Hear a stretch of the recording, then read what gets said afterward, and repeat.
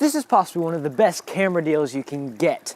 The 5D Mark I. When you spin me all around, I can't stop the feeling, and it's true, I'm in paradise. It's hard to believe it, 'cause when you spin me all around, my head stops to reason, so please help me understand. You understand? So the 5D Mark I, also known as the 5D Classic, the first in the 5D series. Why I picked this one up actually instead of another 1D Mark IIN, because my previous one broke. Well, I decided to pick this one up because I feel like full frame is a lot more suited for my type of shooting than 8.5 FPS, if I'm honest.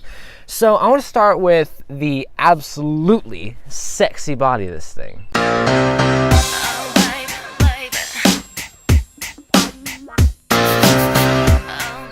I always felt like the 5D felt just about right in terms of the body size. I mean, it still feels like a tank, still feels very solid, pro-grade body, but I always felt like the 1D was just a little too much. Like that vertical grip added so much weight to it, and that almost made it really cumbersome to really get it all in there. Yes, it was amazing build quality, it was still a bit better than this, but I feel like this is just about right. It feels like these are just the right size. In terms of a ergonomic layout, the really thing that I would have a complaint about is this on and off switch is in an awkward spot compared to everything else. So like how my Nikon, which I'm recording with right now, has it right next to the shutter button, so you just slip, you know, turn right on right there quick, but this is in a little more awkward space, but that's not really a complaint. All your settings are displayed on this top LCD right here.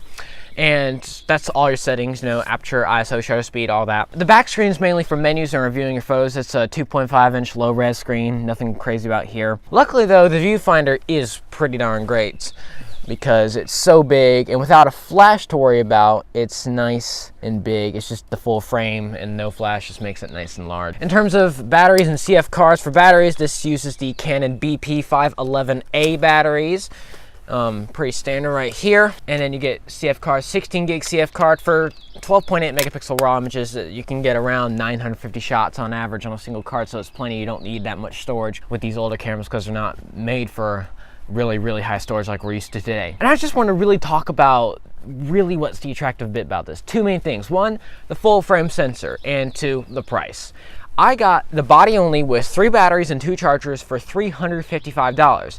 This lens, which happens to be the quite brilliant 28-70 f3.5 to 4.5 Mark II from Canon, is quite a really brilliant little sharp lens, and you can really tell from the photos it's really nice sharp lens.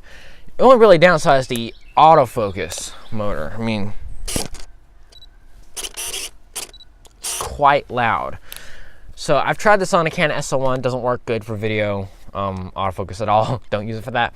But otherwise though, it's pretty nice. I'll review this one separately sooner or later. Photos are very sharp. If you pair it up with some good glass, I mean, they're sharper than my D3300 even, with that Sigma and the kit lens and all that, because this is the depth you get and the bokeh you get from full frame sensor. I'm gonna be getting some primes down the road, and I can't wait to see the bokeh that comes from those. And I mean, for the price and what you're getting here, I mean, with the full frame and all that, it's really why I'd be picking some of this up. It's a very attractive budget full frame camera, and it's a classic too. It's a classic digital camera. I mean, there's not that much to complain about in terms of that. So really, I really like it for that. There are a couple definitely things that tell that's old. For example, no video recording whatsoever. Screen's quite small, all that, and there's just less high-tech, more modern features in general compared to newer stuff like the 5D Mark IV and D850 and the newest ones out there. But I think for a person like me who wants to learn more on a full frame sensor and get a Canon, because this is my first Canon I own besides the 1D Mark II and that broke, but still it's my first Canon that's actually worked for more than 5 hours, knock on wood. But this is just such a brilliant camera. I love it. You know, comment down below what you think. You can find it on eBay for cheap too. So thank you guys for watching. I'll see you in the next one. You wanna stay with me now? You wanna stay with me now?